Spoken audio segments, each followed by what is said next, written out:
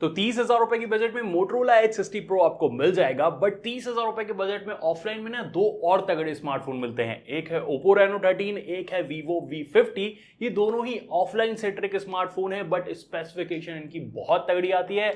और आज की वीडियो में क्लियर करते हैं ना इन तीनों में से कौन सा लिया जाए। 30,000 रुपए के बजट में Motorola H60 Pro लिया जाए, Oppo Reno 13 लिया जाए या Vivo V50 लिया जाए। एक चीज तो और क्लियर है कि तीनों के बॉक्स में आपको केबल और चार्जर मिल जाएगा। वैसे कवर Motorola के बॉक्स में अब नहीं आता है, बट एक चीज और भी क्लियर है कि आप अपना प्यार बरसाओगे। नीचे सब्सक्राइब वाला बटन दबा के वीडियो अगर किसी भी मूवमेंट पे पसंद आ जाए तो प्लीज कर देना, बहुत ज्यादा दिल को खुशी हो जाती है। बट एक जगह आपको एक चीज क्लियर करने की थोड़ी कोशिश करूंगा ना कि डिस्प्ले किस में बेहतरीन आती है। अब देखो यहाँ पे तीन चॉइस आपके पास है। Vivo में क्वाड कर्व्ड है, Oppo में फ्लैट डिस्प्ले है, और जो Motorola है इसमें भी क्वाड कर्व्ड है, बस इसके कर्व्स जो है थोड़ी साइड में ज्यादा रहते हैं। तो तीनों में से आपको कौन सी पसंद है वो तो आप कमेंट करके बता देना। बट तीनों में अगर आप देखोगे तो Vivo ही है जो कि फुल HD वाला है, बाकी Oppo और Motorola 1.5 के रेजोल्यूशन की डिस्प्ले लेके आते हैं। वैसे अगर आप कलर साइड में ध्यान दोगे ना तो तीनों के कलर्स बहुत सही हैं। Vivo और Moto थोड़ा विविड साइड में कलर प्रोड्यूस करते हैं, जहां पे Oppo थोड़ा न्यूट्रल टोन में यहां पे रखता है। बट कंटेंट वॉचिंग तीनों में बहुत बेहतरीन होती है। तीनों के डीपर ब्लैक्स अच्छे से निकल के आते हैं और तीनों में आपको HDR का सपोर्ट मिल जाता है। कंटेंट आप तीनों में जो स्ट्रीम है अच्छी क्वालिटी में कर सकते हो। बट डिफरेंस यही है कि यार Vivo में जो शार्पनेस है थोड़ी सी कम आपको लगेगी, क्योंकि इसके अंदर फुल HD प्लस वाली डिस्प्ले है। यहाँ पे इंप्रूवमेंट किया जाना चाहिए था। वैसे अगर आप बेजल साइड देखोगे ना तो तीनों में ही पतले मिल जाते हैं। हाँ, क्योंकि कर्व डिस्प्ले या क्वाड कर्व डिस्प्ले तो उसमें बेजल साइड वाले नहीं दिखते हैं। बट Oppo ने भी एकदम फ्लैट डिस्प्ले में भी बेजल्स को एकदम कम करके रखा हुआ है। वैसे तीनों के ही अंदर आपको इन डिस्प्ले वाला फिंगरप्रिंट सेंसर मिल जाता है एंड क्विकली अनलॉक होता है। बट जहां आउटडोर विजिबिलिटी अगर आप देखोगे ना तो यार सबसे ज्यादा ब्राइटर मुझे यहाँ पे यार Motorola फील हुआ। सेकंड नंबर पे Vivo एंड Oppo के बीच थोड़ा सा टाई मुझे लगा है। वैसे आपको कौन सबसे ज्यादा ब्राइटर फील हो रहा है कमेंट करके जरूर से बता देना। बट इतना मैं आपको बता ही सकता हूं कि सबसे बेस्ट साउंडिंग स्मार्टफोन कौन सा है। गैस करो गैस करो गैस करो, और आपका गैस सही है। Motorola यहाँ पे सबसे बेस्ट साउंडिंग है। डुअल स्पीकर आता है और डॉल्बी एटमॉस का सपोर्ट आता है, जिसकी वजह से थोड़ा बेटर बेसियर यहाँ पे हो जाता है। सेकंड नंबर पे यहाँ पे Oppo आता है एंड थर्ड नंबर पे यहाँ पे Vivo आता है। तीनों में वैसे डुअल स्टूडियो स्पीकर है, बट यस जो साउंडिंग वाइज है डॉल्बी एटमॉस से काफी फर्क पड़ता है। बट जो हैप्टिक्स है यानी वाइब्रेशन मोटर Oppo के सबसे बेस्ट रहते हैं। सेकंड पे Vivo नहीं Moto आता है। Vivo तो second third fourth fifth 10th में रखूंगा, क्योंकि यार 30,000 रुपए की प्राइसिंग में बहुत ही ज्यादा एवरेज इसके हैप्टिक्स है। बट एक चीज जो है एवरेज आपको नहीं मिलेगी तीनों ही स्मार्टफोन में, वो है इनका बिल्ड और डिजाइन। सबसे पहली चीज, तीनों में ही IP68 प्लस IP69 की रेटिंग मिल जाती है, तो तीनों को पूरी तरीके से पानी में आप डिप कर सकते हो, कोई दिक्कत नहीं आएगी। बट वारंटी कंपनी प्रोवाइड नहीं करती है, तो कृपया करके जानबूझ करके मत गिराइएगा।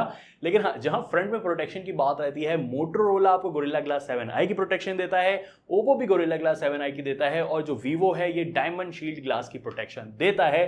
तीनों की ही प्रोटेक्शन इक्वल यहाँ पे ओवरऑल रहती है। बट बैक से दिखने में यार कौन सा ज्यादा अच्छा लग रहा है कमेंट करके एक बार जल्दी से मुझे दस दो, क्योंकि यार तीनों के ही डिजाइन काफी यूनिक है।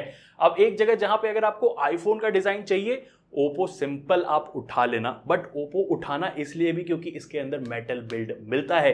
यही एक लौता स्मार्टफोन है जो कि आपको इस प्राइस में आपको मेटल बिल्ड देगा, और यही एक लौता स्मार्टफोन है जो कि बहुत ही easy one hand users friendly है। मतलब ये देखो मेरे पाम में इस तरीके से फिट हो जाता है, इसको मैं बहुत आराम से एक हाथ से यूज कर सकता हूं। वैसे इसमें बैक में ग्लास है, मैट फिनिश में है और दिखने में भी अच्छा लगता है।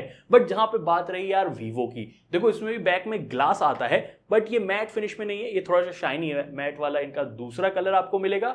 बट ये जो साइड है ना हल्के से कर्व्स के साथ आता है, जिसकी वजह से इसका जो वेट बैलेंस है वो काफी बेटर हो जाता है। मतलब होल्ड करने में ये भी एक अच्छी स्टडी फील देता है। बट ये स्मार्टफोन ना थोड़ा सा चौड़ाई में आपको ज्यादा मिलेगा, तो दो हाथ से इसको यूज करना पड़ेगा। बट जितनी बड़ी बैटरी है ना उस हिसाब से तो इन्होंने वेट बैलेंस भी सही करके रखा है। वैसे मैं आपको रिकमेंड करूंगा ये ब्लू वाला मत लेना, वो रेड वाला लेना ना, तो उसमें फिंगरप्रिंट स्मचेस और स्क्रैचेस भी विजिबल नहीं होंगे, इसमें जल्दी हो जाते हैं। वैसे इसका कैमरा मॉड्यूल कैसा लग रहा है, लेकिन इन दी एंड जहां पे Motorola की बात आई, बैक से वीगन लेदर मिल जाएगा टिपिकल Motorola, और महक बहुत मस्त वाली इसके अंदर आती है। बट महक के साथ साथ अगर आप इसका बिल्ड भी देखोगे तो स्लिमर साइड में है, वन हैंड यूजर्स ये भी फ्रेंडली है। बट हाँ थोड़ा सा टॉल बॉय है ये, तो ऊपर वाली चीजों के लिए आपको दूसरा हाथ यूज करना पड़ सकता है।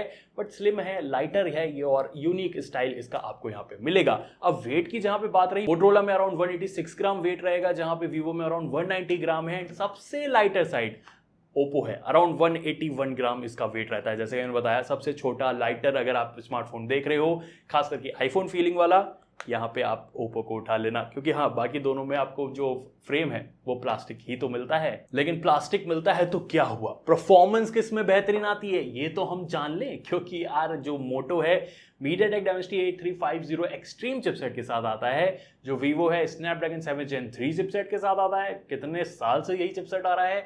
लेकिन जो ओप्पो है इसमें भी MediaTek Dimensity 8350 चिपसेट आता है। अब एक्सट्रीम नाम का फर्क आपने सुना होगा, तो ये एंतुतु स्कोर में थोड़ा बहुत आपको डिफरेंस में मिल जाएगा, जहां मोटो ज्यादा बेटर स्कोर कर रहा है। सेकंड पे ओप्पो है, ये Geekbench में भी मिल जाएगा, इवन CPU थ्रॉटलिंग में भी ये चीज आपको मिल जाएगी। बट एक चेंज जो कि मोटोरोला ने इस बार किया है, जिसकी तारीफ करी जा सकती है, UFS 4.0 यूज करना, और जहां ओप्पो में 3.1 है, वीवो में सिर्फ 2.2 है। स्कोर का डिफरेंस बहुत बड़ा वाला आता है। तो क्या ये difference day to day usages में भी फील होता है? एक्चुअली मैं बताऊंगा, होता है थोड़ा सा। यहाँ पे ओप्पो और मोटो को साइड बाय साइड में आपको दिखाता हूँ। ऐप ओपनिंग में एक बार आप ध्यान दो, दोनों में आपको app opening and closing animation मिल जाते हैं। दोनों के काफी स्मूदर एनिमेशन यहाँ पे मिलते हैं। यहाँ पे मैं इतना भी कहूंगा ना कि यार ओप्पो के एनिमेशन स्लाइटली बेटर मुझे लगे। मतलब ये आईफोन वाली एक्सपीरियंस ना पूरी तरीके से अपना लेके चल रहे हैं। बहुत अच्छा एनिमेशन है। वैसे दोनों में अगर आप नॉर्मल मल्टीटास्किंग भी करोगे, कोई जिटर्स कोई लैग्स आपको नहीं प्राप्त होने वाले हैं। तो दोनों की smooth UI animation day to day working में आपको मिलती है। बट जहां वीवो और मोटो का यहाँ पे स्पीड टेस्ट करके देखा ना, देखो ऐप ओपनिंग में बहुत ज्यादा फर्क नहीं आता है। दोनों में ऐप ओपनिंग क्लोजिंग एनिमेशन भी आपको मिल जाते हैं। बट एक चीज नोटिस करोगे, कई जगह पे यार वीवो जो है शटरी है, यानी जिटरी है। कई जगह पे इसके एनिमेशन में आपको थोड़ा सा लैग फील हो सकता है, खास करके अगर आप इसमें मल्टीटास्किंग करो या इसमें अंदर हैवी काम करो, जिसकी वजह से ना ये डे टू डे यूज में भी तो थोड़ी सी वो मजे वाली चीज को कट डाउन कर देता है। इसका मेन वो रीजन वही है, UFS 2.2 वाली स्लो स्टोरेज यूज करना।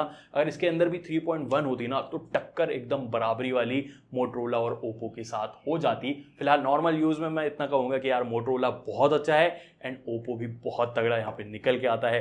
बट हाँ, तीनों में मैंने जब काइनमास्टर एडिटिंग करी तो एक चीज आप देख सकते हो कि काइनमास्टर एडिटिंग में जो वीवो है ये सबसे आगे चला जाता है। मोटो और जो ओप्पो है दोनों ही साथ में रहते हैं। बट हाँ, जहां पे गेमिंग की बात आती है, एक चीज तो बहुत ज्यादा मुझे सरप्राइजिंग लगी कि यार ओप्पो यहाँ पे 90 FPS अनलॉक BGMI के अंदर करके देता है, मोटो 60 FPS देता है एंड वीवो भी 60 FPS देता है। तो फिलहाल क्लियर कट अगर आपको गेमिंग का बताऊं ना, सबसे बेस्ट गेमिंग आपको ओप्पो यहाँ पे करा सकता है। और ओप्पो इसलिए भी मुझे गेमिंग में अच्छा लगा ना कि फ्लैट फ्रेम के साथ है, थोड़ा होल्ड इसके अंदर गेमिंग में अच्छा आता है, ज्यादा चौड़ा ज्यादा बड़ा नहीं है, इजीली इसके अंदर गेम प्ले कर सकता हूं। सेकंड नंबर पे यहाँ पे मोटोरोला आता है, हालांकि ये कर्व डिजाइन के साथ है तो ये थोड़ा सा अच्छा रहता है। एंड थर्ड पे भाई वीवो आता है। वीवो में मजा नहीं आया परफॉर्मेंस में, मैं सीरियसली बताऊंगा।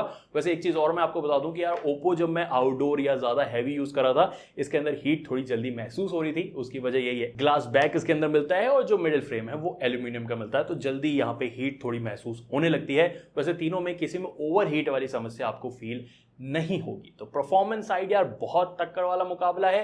यहाँ पे मैं टाई और मोटो और ओप्पो के बीच में मान के चलता हूँ। एनिमेशन किसके अच्छे लगे ये तो एक बार आप जरूर से देख लेना। बट जहाँ पे सॉफ्टवेयर की बात आती है ना, बहुत तगड़ी वाली चीज है। देखो यार, वैसे तीनों में एंड्रॉइड 15 के साथ आपको मिल जाएगा और तीनों में 3 इयर्स की OS अपडेट का प्रॉमिस भी मिल जाएगा। इवन तीनों में अगर आपको UI दिखाऊंगा ना, थोड़े थोड़े ब्लोटवेयर ओप्पो में भी मिल जाते हैं, थोड़े थोड़े वीवो में भी मिल जाते हैं, थोड़े थोड़े इस बार मोटोरोला में भी मिल जाते हैं। हालांकि सभी में से आप अनइंस्टॉल एंड डिसेबल कर सकते हो। बट जहां लुक आप देखोगे, देख लो यार कौन सा ज्यादा आपको मॉडर्न UI टच देता हुआ मिल रहा है, मोटो, ओप्पो की वीवो, वो आपके ऊपर है, देख लेना। क्योंकि फीचर्स वाइज देखो, लॉक स्क्रीन वगैरह की कस्टमाइजेशन हो, आइकन्स वगैरह की कस्टमाइजेशन हो, तीनों में ही आप कर सकते हो। इवन ऐप को लॉक करना हो, डुअल ऐप बनाना हो, वो भी आप तीनों के ही अंदर कर सकते हो। तो बेसिक सारी चीजें अच्छी तीनों में मिल जाएगी। AI में सर्कल टू सर्च पूछोगे, तीनों में ही मिल जाएगा।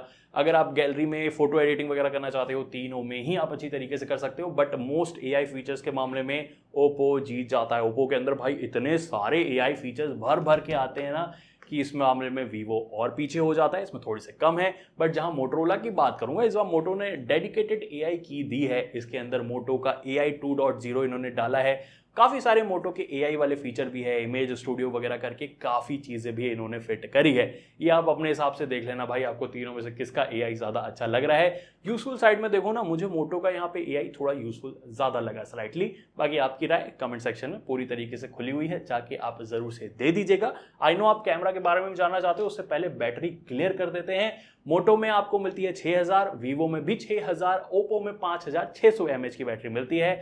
सबसे बेटर बैटरी बैकअप फिलहाल मोटोरोला निकाल के दे रहा है 11 घंटे प्लस का, जहां पे वीवो थोड़ा सा पीछे हो जा रहा है, क्योंकि वीवो और ओप्पो की दोनों की बराबर ही बैटरी बैकअप मुझे लगा है, तो वो आप अराउंड 8 से 9 घंटा दोनों में निकाल लोगे। चार्जिंग साइड वीवो में 90 वॉट की मिल जाती है, ओप्पो में आपको 80 वॉट की मिलेगी एंड मोटो में भी 90 वॉट की मिलेगी। बट मोटो में ना इसके साथ साथ 15 वॉट की वायरलेस चार्जिंग का भी सपोर्ट मिलता है, थोड़ा प्लस पॉइंट में ये चला जाता है। बट कैमराज आई नो आप जानना चाहते हो किसके बेटर निकल के आते हैं, कोई डाउट है किसके बेटर हैं? आई नो थोड़ा सा डाउट है। देखो मोटो में 50 मेगापिक्सल का मेन सेंसर OIS के साथ प्लस 50 मेगापिक्सल का अल्ट्रा वाइड जिसको एज अ मैक्रो भी यूज कर सकते हो, और 10 मेगापिक्सल का 3x टेलीफोटो कैमरा मिलता है। जहां पे ओप्पो में आपको 50 मेगापिक्सल का मेन, 8 मेगापिक्सल का ही अल्ट्रा वाइड मिलेगा, कोई टेलीफोटो नहीं है।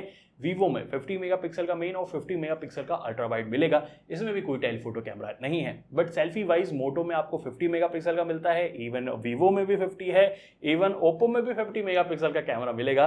तीनों 50 वाले नंबर बहुत ही सही निकल के आते हैं। बट एक डाउट मुझे लगा, देखो मोटो और ओप्पो सेम चिपसेट के साथ आते हैं, बट वीडियो रिकॉर्डिंग की जहां बात रहती है, मोटो आप 4K 30 FPS तक रिकॉर्ड कर सकते हो, ओप्पो 60 FPS का सपोर्ट देता है, और वीवो भी 4K 30 FPS का सपोर्ट देता है। किस तरीके की यहाँ पे हो रही है एक बार जरूर से आप मुझे कमेंट करके बताइएगा। सबसे पहले देखो यार, लाइट मेरे डायरेक्ट फेस पे पड़ रही है, तो किस तरीके से ये एडजस्ट कर रहा है, थोड़ा सा हम चल के भी देख रहे हैं धीरे धीरे, तो स्टेबिलिटी का भी हल्का फुल्का आपको अंदाजा हो जाएगा।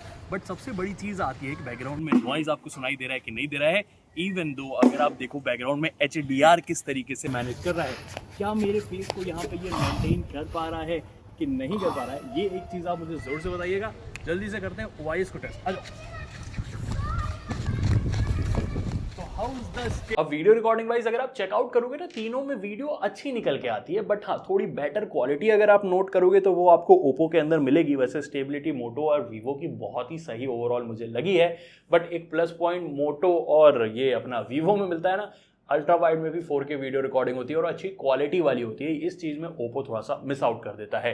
बट जो सेल्फी कैमरा है वहां पर भी मोटो यार 4K 30 FPS तक है, ओप्पो 60 FPS तक है, और जो वीवो है वो भी 4K 30 FPS तक है। वैसे रिकॉर्डिंग वाइज आप देख सकते हो तीनों ही ठीक तरीके से रिकॉर्ड कर रहे हैं। यहाँ पे मुझे बेटर दिखने में यहाँ पे थोड़ा वीवो लग रहा है। सेकंड नंबर पे मैं यहाँ पे यार मोटो और ओप्पो में टाई बोलूंगा, क्योंकि हाँ थोड़ा थोड़ा कॉन्ट्रास्टी ट्यून दोनों में देखने के लिए मिलेगा। वैसे स्टेबिलिटी मोटो ने यहाँ पे काबिल तारीफ वाली करके रखी है। किसमें अच्छी लगी कमेंट करके बता देना। जहाँ पे अल्ट्रा वाइड की बात रही, इमेजेस वगैरह अगर आप चेकआउट करोगे ना, एक चीज़ तो जरूर से है कि ओप्पो के अंदर उतनी डिटेल नहीं मिलती है, जहाँ पे बेटर डिटेल आपको वीवो और मोटो के अंदर मिल जाएगी। बट हाँ, वीवो में मैंने नोटिस करा अल्ट्रा वाइड के कलर्स वगैरह ऊपर नीचे होते रहते हैं। यहाँ पे मोटोरोला कलर्स वगैरह के मामले में थोड़ा बेटर वर्क कर लेता है।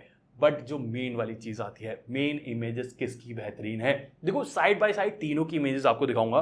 मैं रियलिटी में बताऊं, तीनों इस टाइम पे बहुत सही वर्क कर रहे हैं। मतलब ओवरऑल तीनों में डे लाइट में अच्छी डिटेल्स आपको मिल जाएगी। हाँ, थोड़ा सा डिफरेंस आपको कलर्स वगैरह में मिलेगा, ये चीज लाजमी है। जहां पे आप वीवो देखोगे ना थोड़ा सा सैचुरेटेड ट्यून लेके आता है, मोटो भी थोड़ी सैचुरेटेड ट्यून है, जो ओप्पो है थोड़ी सी न्यूट्रल टोन के साथ चलता है। वैसे तीनों में से किसी में मुझे ओवर कॉन्ट्रास्टी वाला इशू भी नहीं देखने को मिला। तीनों वेल बैलेंस कर रहे हैं फेस को। इवन अगर आप HDR में भी देखोगे ना, तीनों काफी अच्छी तरीके से मैनेज कर लेते हैं। यहाँ पे मैंने मोटो में ध्यान दिया है, कुछ टाइम पे ना HDR बैलेंस ऊपर नीचे हो जाता है, थोड़ा सा बेटर इंप्रूव करने की मोटो को जरूरत है। बट डे लाइट के अंदर तीनों ही अच्छे शॉट्स ले रहे हैं। थोड़ा सा चेंज आपको लो लाइट के अंदर आएगा। यहाँ पे आई थिंक अनडाउटेबली जो वीवो है डिटेल्स को अच्छे से मैनेज करता है, अच्छे से कलर्स को मैनेज करता है। ये आप लो लाइट या लो लाइट के साथ एक्सट्रीम लो लाइट में भी देखोगे ना, वीवो सबसे बेहतर मोटो और ओप्पो के कंपैरिजन में वर्क कर रहा है। ओप्पो थोड़ा सा यहाँ पे अजीब सा हो जाता है कभी कभी, जहां मोटोरोला थोड़ा बैलेंस तरीके से वर्क करता है, लेकिन विनर लो लाइट में तो वीवो ही निकल के आता है। बट जो चीज है ना पोर्ट्रेट वाली, क्योंकि एक पोर्ट्रेट लेंस आपको मोटो में एक्स्ट्रा मिलता है, तो क्या उसका फायदा है? तो यहाँ पे अगर आप पोर्ट्रेट शॉट देखोगे, वैसे डे लाइट के अंदर तीनों के जो कलर्स वगैरह है वो वैसे ही है कि एक ओवर सैचुरेट कर रहा है, एक न्यूट्रल रख रहा है, वो वाले आपको मिलेंगे। बट जो एज डिटेक्शन है वो वीवो का थोड़ा सा बेटर मिलता है, मोटो का भी अच्छा हो गया है, ओप्पो का थोड़ा ऊपर नीचे कभी कभी हो जाता है। डे लाइट में 1x 2x वाले शॉट्स तीनों में ही सिमिलर टाइप के हैं। बट हाँ, 2x से ऊपर अगर आप जाके देखोगे ना, यहाँ पे मोटो ज्यादा बेटर डिटेल्स को कैप्चर करता है, अच्छी ट्यूनिंग निकाल के रखता है। और ये चीज़ लो लाइट के अंदर ज़्यादा दिखती है कि पोर्ट्रेट में शॉट अगर आप 3x वाले देखोगे ना तो यहाँ पे मोटो से बेटर कोई नहीं निकाल रहा है, खास करके डिटेल्स के मामले में वीवो से अच्छा यहाँ पे मैनेज कर ले रहा है। तो पोर्ट्रेट साइड तो यार मोटो यहाँ पे लो लाइट और डी लाइट के अंदर ज़्यादा बेटर डिटेल्स को मैनेज यहाँ पे ओवरऑल कर रहा है। वैसे बोका ब्लर आपको तीनों में से किसका अच्छा लगा कमेंट करके जरूर से बताना। वीवो में थोड़ा सा एज है, वो जायज पोर्ट्रेट वाले शॉट्स ना तो अलग अलग टाइप में आप क्लिक कर सकते हो तो थोड़ा सा बेटर हो सकता है। बट जहां पे सेल्फी कैमरा की बात आती है, रियलिटी में बताऊंगा, मैंने तीनों की इमेजेस चेकआउट करी भाई, मैं डिफरेंस क्या बताऊं, तीनों में बहुत अच्छी इमेजेस निकल के आ रही है। चाहे आप स्किन टोन ले लो, चाहे आप कलर्स ले लो, चाहे आप फेस का मैनेजमेंट यहाँ पे चेकआउट करो, किसी में ओवर शार्पनिंग ट्यून नहीं है, किसी में ओवर कॉन्ट्रास्टी ट्यून यहाँ पे नहीं है, तीनों ही अच्छे से मैनेज कर रहे हैं। हालांकि हाँ, एक चीज मैंने नोटिस करी कि मोटरोला कभी कभी HDR में एक दो बार वर्क नहीं किया है, but most of the time तीनों ही इक्वल निकल के आते हैं, चाहे डे लाइट हो चाहे लो लाइट हो। सेल्फी कैमरा वाइज तीनों ने बहुत सटीक वर्क करा है। लो लाइट में थोड़ा सा बेटर आप वीवो और ओप्पो को यहाँ पे मान सकते हो। बाकी आपकी राय कमेंट सेक्शन में हमेशा से जाके जरूर से बता देना। देखो ओवरऑल तीनों में अगर देखा जाए ना, एक चीज मैं सबसे पहले आपको क्लियर करूं कि सबसे सस्ता 256 GB के साथ मोटोरोला निकल के आता है और सबसे बेटर पॉजिटिव अगर आप देखोगे मोटो के अंदर ही निकल के आते हैं। बट यहाँ पे जहां वीवो और ओप्पो की बात रही है, 30,000 में अगर आपको मिल जाते हैं ऑफर्स वगैरह के साथ, तो इन दोनों में से वीवो को तभी आपको चूज करना है जब आपको चाहिए सबसे तगड़ा कैमरा कंसिस्टेंसी वीवो में सबसे ज्यादा बेहतरीन निकल के आती है। बट उसके अलावा कोई ऐसा इसका बहुत तगड़ा वाला पॉजिटिव पॉइंट नहीं लगा, अनटिल एंड अनलेस आपको ये क्वाड कर्व डिस्प्ले ज्यादा पसंद है। बट उसके अलावा अगर आप देखोगे ना, सेकंड मोस्ट प्रॉमिसिंग मुझे यहाँ पे ओप्पो लगा है, क्योंकि यार इसके अंदर जो एल्यूमिनियम बिल्ड के साथ आईफोनिश वाले डिजाइन के साथ आपको ओवरऑल डिस्प्ले भी तगड़ी है, कैमरास में भी वेल बैलेंस परफॉर्म कर रहा है एंड परफॉर्मेंस भी ठीक यहाँ पे निकल के आती है। ये एक अच्छा प्लस पॉइंट में आता है, वो भी फ्लैट डिस्प्ले के साथ है। मोटो का एक कॉन अगर आप चाहो तो बोल गिन सकते हो कि ये कर्व डिस्प्ले के साथ आता है, वरना उसके अलावा मुझे ऐसा कोई कॉन यहाँ पे फील नहीं हुआ। बाकी आपकी जो भी राय है कमेंट सेक्शन में बता देना। वीडियो पसंद आई है तो लाइक शेयर किए बिना क्यों ही जाते हो यार, अच्छा नहीं लगता है, जाओ करो, इंतजार कर रहा हूं। कर लिया, ठीक है, चलो बाय।